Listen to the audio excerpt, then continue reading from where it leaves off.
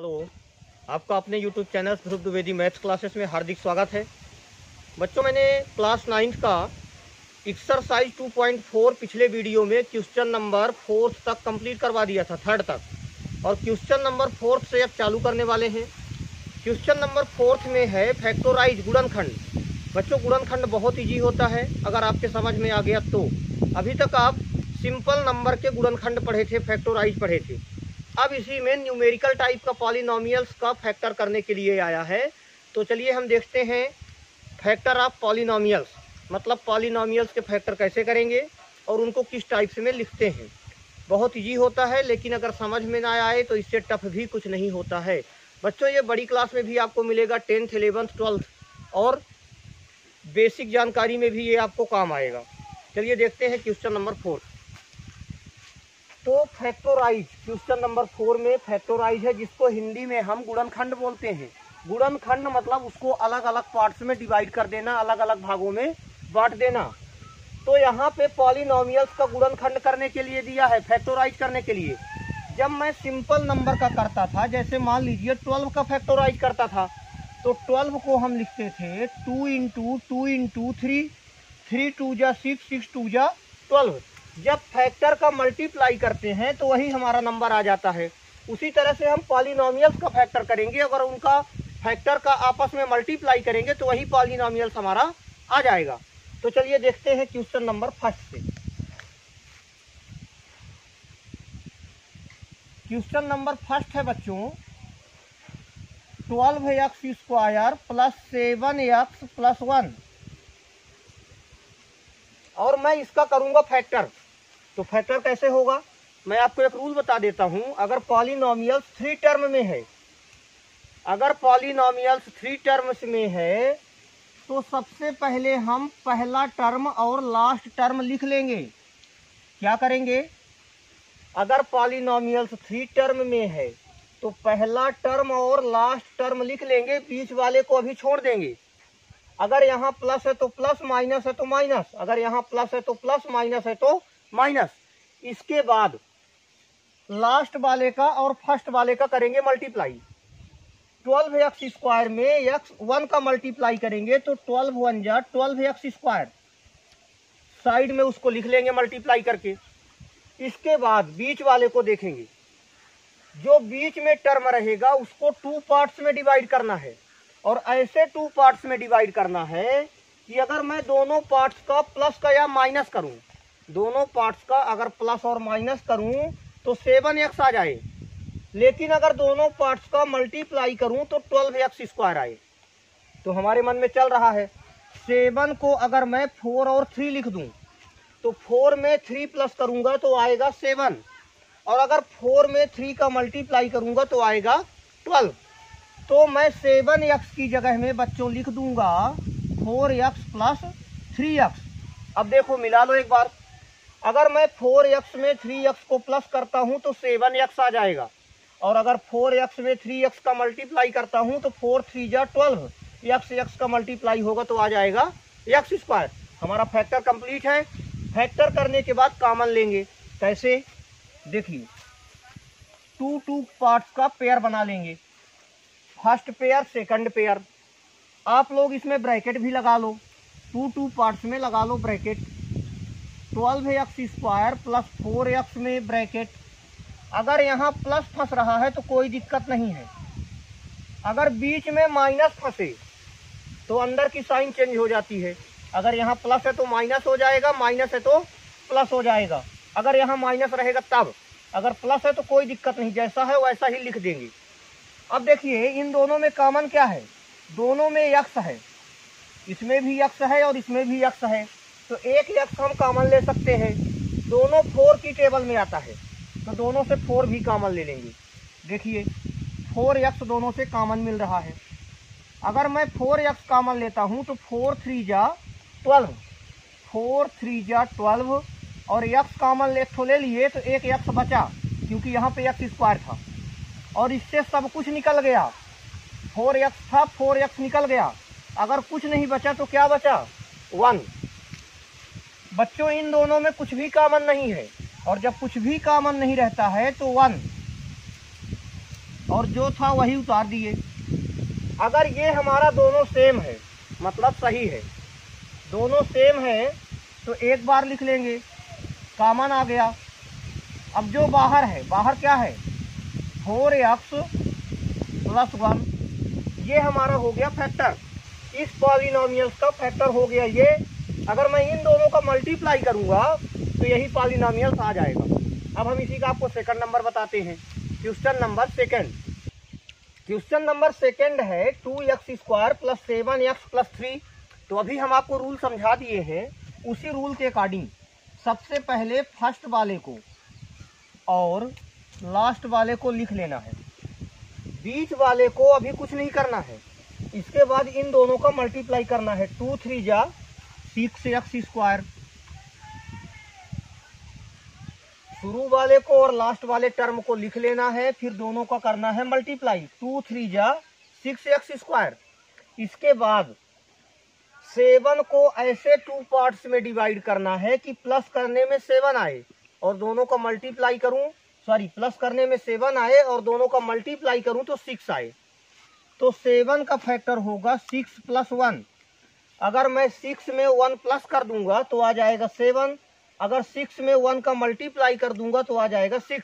चलिए फिट कर देते हैं, 6x + 1x। 1x को बच्चों चाहे मैं 1 लिखूं या ना लिखूं, क्योंकि x 1 जा x ही हो जाएगा। अब 2 टर्म में लगा देते हैं bracket, 2x² + 6x bracket close, x + 3। अब क्या करेंगे, इन दोनों से निकालेंगे कॉमन। दोनों 2 की टेबल में भी आते हैं, दोनों में x भी प्रेजेंट है, तो 2x आएगा कॉमन, इसमें एक x बचेगा और 2 3 जा 6। इन दोनों में कुछ भी कॉमन नहीं है तो 1। दोनों में x + 3 कॉमन है, तो x + 3 को एक बार लिख लेंगे और हमारा बाहर क्या है, 2x + 1, तो 2x + 1 आ जाएगा बच्चों कॉमन। तो हमारा 2x² + 7x + 3 का फैक्टर हो गया x + 3 एंड 2x + 1। अब इसी का मैं आपको थर्ड नंबर बता रहा हूँ। आप लोग वीडियो को रोक के लिख लीजिएगा, नोट्स जरूर बनाते रहिएगा, तभी आपके पढ़ने का मतलब निकलेगा। अगर आप नोट्स नहीं बनाएंगे तो पढ़ने के 15 मिनट बाद आपको भूल जाएगा। चलिए फिर से थर्ड नंबर में हम लोग आ चुके हैं। थर्ड नंबर का भी वही रूल है, स्टार्टिंग वाला टर्म और लास्ट वाला टर्म लिख लेंगे, फिर करेंगे दोनों का मल्टीप्लाई, 6 6 जा 36, x² है तो x²। अब क्या करेंगे, 5 को ऐसे 2 पार्ट्स में डिवाइड करना है कि प्लस या माइनस करने में 5 आए और दोनों का मल्टीप्लाई करूं तो 36 आए। मेरे दिमाग में आ गया, क्यों आ गया, क्योंकि प्रैक्टिस बहुत तगड़ी है। क्या है, 9x - 4x। देखिए अगर 9x में मैं 4x माइनस करूंगा तो कितना आएगा, 5x। अगर 9x में 4x का मल्टीप्लाई करूंगा तो 36x² आएगा। अब लगाते हैं ब्रैकेट, 6x² + 9x में एक ब्रैकेट। अगर बीच में माइनस फंस गया तो अंदर की साइन ऑटोमेटिक चेंज हो जाएगी, और चेंज भी हो गई। दोनों से कॉमन क्या है, दोनों 3 की टेबल में आते हैं, 3 2 जा 6, 3 3 जा 9, दोनों से x भी कॉमन है, तो 3x कॉमन ले लिए, 3 2 जा 6, एक x बचा, 3 3 जा 9, x निकल गया बाहर। ये दोनों केवल 2 की टेबल में आते हैं, तो 2 2 जा 4 एंड 2 3 जा 6। ठीक है बच्चों। अब इसके बाद 2x + 3 दोनों में है तो 2x + 3 लिख लेंगे और 3x - 2, तो हमारा फैक्टर कंप्लीट हो गया, फैक्टर हमारा कंप्लीट हो गया। अब इसी का मैं आपको बताता हूँ फोर्थ नंबर। आप लोग वीडियो रोक के लिख लीजिएगा, जब आप नोट्स बनाएंगे तब मेरे पढ़ाने का और आपके पढ़ने का मतलब निकलेगा। अगर आप नोट्स नहीं बनाएंगे तो आपको ये भूल जाएगा। क्वेश्चन नंबर फोर्थ है 3x² - x - 4। Question number fourth का फोर्थ, लास्ट नंबर भी कह सकते हैं। तो स्टार्टिंग वाला टर्म लिख लेंगे और लास्ट वाला टर्म, दोनों का करेंगे मल्टीप्लाई, 3 4 जा 12x स्क्वायर। बच्चों यहाँ पे 1x लिखा हुआ है, 1 को ऐसे 2 पार्ट्स में डिवाइड करना है कि प्लस या माइनस करने में 1 आए और मल्टीप्लाई करने में 12 आए। मेरे दिमाग में आ गया। अगर मैं 4 में 3 माइनस कर दूंगा तो 1 आ जाएगा, अगर मैं 4 में 3 का मल्टीप्लाई कर दूंगा तो 12 आ जाएगा। चलिए फिट कर देते हैं 4x। लेकिन एक चीज़ का ध्यान रखिएगा, ये माइनस यहाँ पे इसलिए नहीं लगाएंगे क्योंकि इसमें पहले से माइनस लगा है। अगर मैं यहाँ भी माइनस लगा दिया 1 मिनट के लिए तो माइनस माइनस प्लस होगा। अगर मैं यहाँ पे प्लस कर दिया, क्योंकि मैं यहाँ का और यहाँ का नहीं चेंज कर सकता, यहाँ और यहाँ का इसलिए नहीं चेंज कर सकता क्योंकि पहले से क्वेश्चन में माइनस लगा है। हम केवल बीच में चेंज करने के अधिकारी हैं, तो बीच में मैं अपने हिसाब से सेटिंग कर दूंगा। दोनों में ब्रैकेट लगा दो, 3x square minus 4x bracket close plus 3x minus 4। अब बच्चों इन दोनों में कॉमन केवल x समझ में आ रहा है तो x ले लेंगे कॉमन, तो इसमें बचेगा 3x और इसमें बचेगा 4। ये पहले से है, कुछ भी कॉमन नहीं है तो 1, 3x माइनस 4। दोनों से 3x माइनस 4 ले लेंगे कॉमन, बाहर क्या है x प्लस 1। हमारा फैक्टर कंप्लीट हो चुका है और क्वेश्चन नंबर 4 भी कंप्लीट हो चुका है। अब हम मूव करते हैं क्वेश्चन नंबर 5 में। तो क्वेश्चन नंबर 5 में भी हमारा फैक्टोराइज है, लेकिन 4 टर्म्स वाले पॉलिनोमियल्स का फैक्टोराइज करना है। बच्चों अगर 4 टर्म्स का पॉलिनोमियल्स दे दे तो आपको प्रॉब्लम होती है। अगर 2 2 का पेयर बनाने में डायरेक्ट कॉमन मिल जाता है तो डायरेक्ट ले लेंगे, अगर डायरेक्ट कॉमन नहीं मिलता तो फिर फैक्टर करेंगे उसके। तो देखिए इसमें 4 क्वेश्चन है क्वेश्चन नंबर 5 में। तो सबसे पहले मैं फर्स्ट वाला लेता हूँ। फर्स्ट नंबर हमारा क्वेश्चन है x cube minus 2x square minus x plus 2। पहले चेक कर लेते हैं क्या डायरेक्ट कॉमन मिल रहा है। अगर मैं इन दोनों टर्म से x स्क्वायर कॉमन लूँ तो मिल रहा है। इन दोनों टर्म से x स्क्वायर अगर मैं कॉमन लूँगा तो इसमें x, इसमें 2 बचेगा। इनमें कुछ भी कॉमन नहीं है तो 1 ले लेंगे, मतलब डायरेक्ट कॉमन मिल रहा, फैक्टोराइज करने की कोई ज़रूरत नहीं है। तो मैं क्या करता हूँ, पहले वाले दोनों टर्म से x स्क्वायर कॉमन लेता हूँ तो इसमें एक x बचेगा, इसमें 2 बचेगा। इन दोनों में कुछ भी कॉमन नहीं है तो 1 ले लेंगे। और अगर यहाँ बीच में माइनस आ रहा है तो अंदर की साइन चेंज हो जाएगी। अंदर का दोनों सेम हो गया तो x माइनस 2 को एक बार लिख लेंगे। बाहर बचा है x स्क्वायर माइनस 1। एक चीज़ ध्यान दीजिएगा, इतना भी आंसर हम दे सकते हैं लेकिन इसको थोड़ा सा आगे भी सॉल्व करना है। यहाँ पे x स्क्वायर है, अगर मैं इसको 1 का स्क्वायर कर दूँ तो कोई फर्क नहीं पड़ेगा क्योंकि 1 का स्क्वायर 1 ही होता है। लेकिन यहाँ पे फार्मूला लग जाएगा a square minus B square, और a square minus B square का फार्मूला होता है a प्लस बी और a माइनस बी, मतलब x plus 1 and x minus 1, 2 बार इसको लिख देंगे। तो x माइनस 2 इसको मैं लिख दूंगा एक बार दोनों को प्लस में और एक बार माइनस में, मतलब x प्लस 1 और x माइनस 1। देख लीजिए ये फार्मूला लगा है a square minus B square. अगर ये फार्मूला इस तरह से कोई नंबर लिखा होता है या कोई भी पॉलिनोमियल्स लिखा होता है तो एक बार दोनों को प्लस कर देते हैं और एक बार दोनों को माइनस। ये फार्मूला होता है a square minus B square का, a प्लस बी और a माइनस बी। तो ये हो गया बच्चों हमारा फर्स्ट नंबर। जिस तरह से हम फर्स्ट नंबर सॉल्व किए हैं सेम उसी तरह से फोर्थ नंबर सॉल्व करेंगे। फर्स्ट और फोर्थ सेम है। तो फोर्थ नंबर हमारा क्वेश्चन है 2y cube plus y square minus 2y minus 1। आप लोग जल्दबाजी नहीं करिएगा, मैं आपको सेकंड और थर्ड भी बताऊंगा क्योंकि उसमें दूसरे रूल्स फॉलो होंगे, इसलिए फर्स्ट और फोर्थ में पहले बता दे रहा हूँ। तो इन दोनों में कॉमन क्या है, y स्क्वायर, तो इसमें बचेगा 2 और इसमें बचेगा y, और इसमें y स्क्वायर निकल गया तो 1 बचेगा। इन दोनों में कुछ भी कॉमन नहीं है तो 1, लेकिन अगर बीच में माइनस आ रहा है तो अंदर की साइन चेंज हो जाएगी। अब ये दोनों सेम है तो एक बार लिख लेंगे 2y प्लस 1, और ये हमारा y स्क्वायर है और ये हमारा 1 है। जिस तरह से मैंने उस क्वेश्चन में यहाँ पे स्क्वायर लगाया था सेम इसमें भी लगाएंगे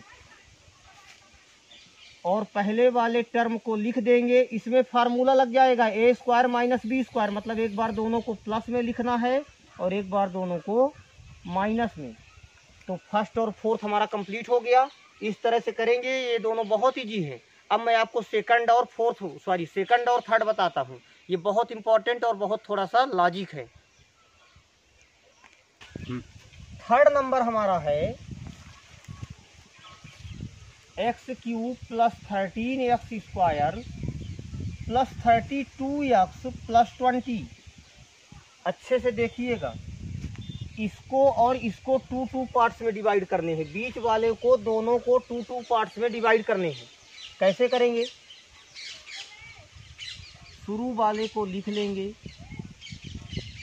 13x को मैं लिख सकता हूँ x square plus 12x square. अगर 12x स्क्वायर में 1x स्क्वायर प्लस करेंगे तो क्या आ जाएगा? 13x square. और 32x को मैं लिख सकता हूँ 12x प्लस 20x। अगर मैं 20x में 12x प्लस करूँगा तो 32x आ जाएगा।